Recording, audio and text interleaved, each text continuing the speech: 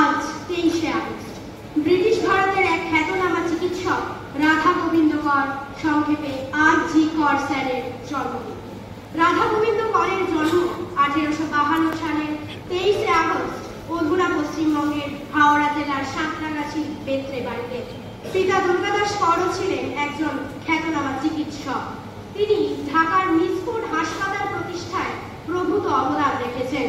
তার ভ্রাতা রাধা মাধব কর ছিলেন একজন বিখ্যাত চিকিৎসক এবং সফল নাট্য ব্যক্তিত্ব। রাধা গোবিন্দ কর 1880 সালে কলকাতায় মেডিকেল কলেজে ভর্তি হন ও 1883 সালে উচ্চ শিক্ষার্থে ইংল্যান্ড যান। 1887 সালে এডিনবরা বিশ্ববিদ্যালয় থেকে চিকিৎসা শাস্ত্রে ডিগ্রি লাভ করে দেশে ফিরে আসেন। ডক্টর কর ভারতে ফিরলে কলকাতায় একটি চিকিৎসা প্রতিষ্ঠান তৈরির উদ্দেশ্যে বৈঠক আহ্বান করেন।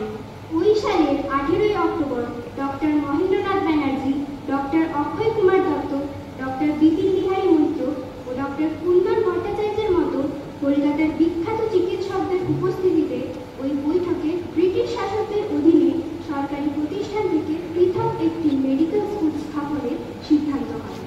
এই সিদ্ধান্ত থেকে 161 নম্বর বৈঠকখানা বাজার রোডে ক্যালকাটা স্কুল অব মেডিসিন প্রতিষ্ঠিত হয়। বর্তমানে যেটি রাধা গোবিন্দ কর মেডিকেল কলেজ ও হাসপাতাল, সেটি আর.জি. কর নামে পরিচিত।